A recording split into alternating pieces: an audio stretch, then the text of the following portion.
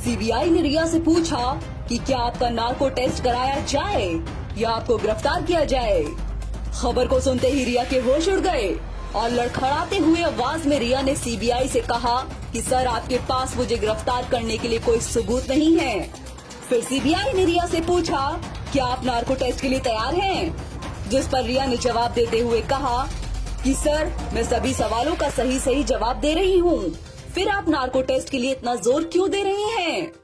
इस पर सीबीआई ने पूछा आप सुशांत के अलावा किस किस के साथ संबंध बना चुकी हैं? जिस पर रिया ने गुस्से में जवाब देते हुए कहा सर यह मेरा पर्सनल मामला है, कृपया इसमें इंटरफेयर न करें। जिसके बाद महिला सीबीआई अधिकारी ने पूछा क्योंकि आप महेश भट्ट के साथ संबंध बना चुकी हैं। रिया ने जवाब दिया यह कैसे बेकार का सवाल है, वह मेरे पिता समान है, मैं उनसे प्यार करती हूँ, महेश भट्ट के साथ मैं क्यों संबंध बनाऊंगी। इसके बाद सीबीआई ने नार्को टेस्ट की धमकी दी। रिया ने कहा जी सर सच बताती हूँ, महेश भट्ट के साथ 2 बार संबंध बना चुकी हूँ। जिसके बाद सीबीआई ने रिया से पूछा क्या इस संबंध के बारे में आपके माता पिता को पता है? इस पर रिया ने जवाब दिया नो सर। सीबीआई ने पूछा आप और आपका भाई ड्रग्स लेते थे, क्या यह बात आपके माता पिता को पता थी? रिया ने जवाब दिया सर मैंने तो आज तक ड्रग्स नहीं ली और मेरे भाई के बारे में मुझे पता नहीं है सर। फिर सीबीआई ने गुस्से में पूछा क्या आप नार्को टेस्ट के लिए तैयार हैं? क्या आप नार्को टेस्ट में यह कबूल करेंगी कि आपने जिंदगी में कभी ड्रग्स नहीं लिया? जिसके बाद रिया के प्राण सूख गए दोस्तों। रिया ने कहा सर मैं आपसे बिल्कुल सच बोल रही हूँ, मैंने आज तक कभी ड्रग्स नहीं लिया। ज्यादा समय खराब ना हो इसलिए एक दूसरे सीबीआई अधिकारी ने सवाल पूछने वाले अधिकारी से कहा कि यह मामला एनसीबी का है और वह रिया से सच उगलवाना अच्छे तरीके से जानते हैं। इस बातचीत को सुनने के बाद रिया के चेहरे पर मुस्कान खिल उठी। रिया की धड़कनों को थोड़ी सी राहत जरूर मिली। सीबीआई ने अगला सवाल पूछते हुए पूछा कि क्या आपके माता पिता भी सुशांत के पैसे पर मौज मस्ती किया करते थे? जिस पर रिया ने पूछा आप कौन से मौज मस्ती की बात कर रहे हैं? सीबीआई ने साफ शब्दों में पूछा कि क्या आपके माता पिता भी ड्रग्स लेते हैं? जिसके जवाब में रिया ने कहा सर मैंने तो कभी नहीं देखा, लेकिन अच्छा होगा कि आप उन्हीं से पूछ लीजिए। सीबीआई ने पूछा सुशांत के साथ बैंकॉक ट्रिप पर कौन कौन गए थे? रिया ने जवाब में कहा कि सर सुशांत के साथ बैंकॉक ट्रिप पर कुछ लड़के गए थे जिसमें एक प्राइवेट जेट बुक किया गया था और तकरीबन 70 लाख रुपए खर्च किए गए थे।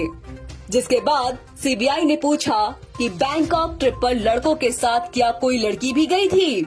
अपने जवाब में रिया ने कहा कि सर इस खबर की जानकारी मुझे नहीं है। जिसके बाद महिला सीबीआई अधिकारी ने ऊंची आवाज में पूछा झूठी लड़की सच सच बताओ कि बैंकॉक ट्रिप पर सुशांत के साथ कौन सी लड़की गई थी? जिसके बाद रिया थर थर कांपने लगी और सच उगल दिया।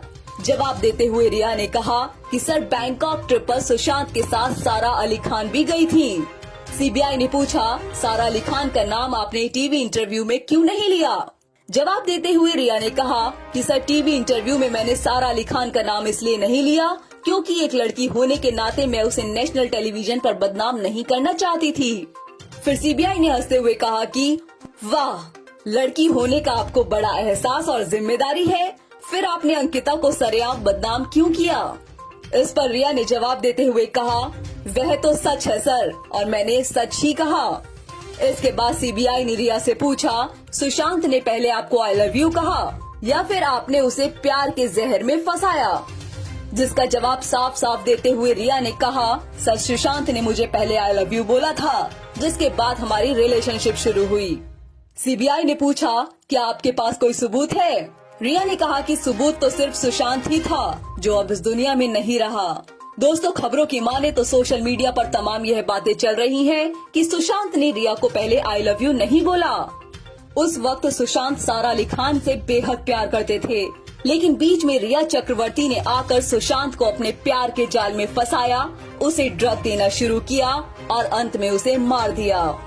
और इसीलिए सुब्रमण्यम स्वामी रिया को विषकन्या बुला रहे हैं और उनका कहना है कि रिया को हर हाल में उम्र कैद की सजा जरूर होनी चाहिए, नहीं तो सुशांत के साथ कभी इंसाफ नहीं होगा। उनका कहना है कि आईपीसी की धारा 306 के अंतर्गत रिया को जल्द से जल्द गिरफ्तार करके तिहाड़ में डालकर उम्र कैद की सजा सुना देनी चाहिए और फिर उसे जेल के अंदर ही सवाल पूछने चाहिए। दोस्तों, लोगों का यह भी मानना है कि अगर रिया को गिरफ्तार नहीं किया गया और उसे मुंबई महाराष्ट्र से बाहर नहीं निकाला गया तो रिया की हत्या भी की जा सकती है, क्योंकि इस केस में बड़े बड़े बॉलीवुड माफिया अंडरवर्ल्ड गैंग में शामिल हो सकता है। रिया को जल्द से जल्द गिरफ्तार किया जाए, यह बात आप कमेंट में लिखिए और इस वीडियो को लाइक कीजिए ताकि सुशांत को जल्द से जल्द इंसाफ मिले। इस वीडियो को शेयर कीजिए ताकि ज्यादा से ज्यादा लोगों तक यह वीडियो पहुंच पाए और चैनल को सब्सक्राइब जरूर कीजिए। धन्यवाद, नमस्कार।